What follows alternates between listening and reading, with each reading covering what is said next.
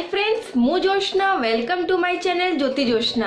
यही चैनल रे मु आपण माने पे स्किन ब्यूटी हेल्थ रिलेटेड नुआ नुआ वीडियो आनिबी। तो फ्रेंड्स आपण माने आम चैनल को सब्सक्राइब कर नियंतु, ता सहित साइड रे थिबा बेल बटन को क्लिक कर नियंतु, जा फल रे आम वीडियोस रो अपडेट सर्वप्रथमे पाई परिबे। तो फ्रेंड्स चलतु आज फर्स्ट स्टेप सहित स्टार्ट करवा। प्रथमे मु मो फेस रू मेकअप को बाहर करी। मु एटी ऑलिव ऑयल सहायरे मेकअप को बाहर करनेबी।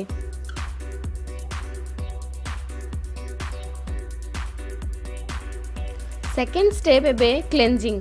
फ्रेंड्स मु आज बाहर को जाइथिली तो मो फेस रे डर्ट पॉल्यूशन निश्चय आसिबो, सेति मु फेस वॉश सहित फेस को क्लीन करनेबी।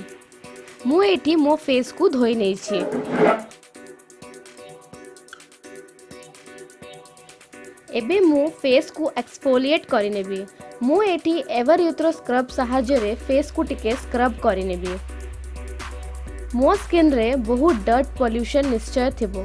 रात्रि रे जो फेस को स्क्रब करिले बहुत बेनिफिट, बिकॉज आमे नाइट टाइम रूटीन फॉलो करिवा परे आमे राति रे सोइबा तो आम बॉडी रिलैक्स हबो। आम बॉडी रिलैक्स हेले जो सब जिनिस आमे अप्लाई करिछे सेही सब जिनिस निजर काम करिबो स्टार्ट करिबो। फेस को यूथ आउ ग्लोइंग बनेबो। मु एटी भलो भाबरे स्क्रब करि नै छी।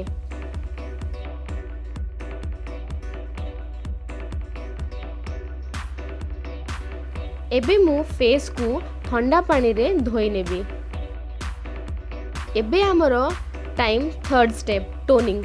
टोनर आम स्किन पाई बहुत लाभदायक। मु एठी DIY टोनर अप्लाई करूछि। एही टोनर टी मु घरे बनै छी। जदि आपण एही टोनर रो वीडियो देखि नांती तो मु आई बटन रे लिंक दे देबी, आपण माने देखि परिबे। कॉटन सहायरे भलो भाबरे अप्लाई करिबा। अप्लाई करिबा परे फिंगर सहायरे डैब डैब करी ऑब्जर्व हेबा को छाडी दियंतु।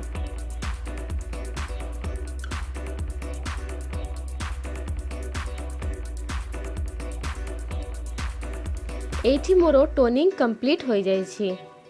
एबे हमरो फोर्थ स्टेप हेउछि नाइट क्रीम रो। तो मु एबे जाई कोनसी मार्केट रो नाइट क्रीम यूज करिनी। मु आज पर्यंत एलोवेरा जेल ही नाइट रे अप्लाई करे। आ मते एलोवेरा जेल अप्लाई करबा परे मते बहुत फ्रेश एंड सूदिंग फील हुए।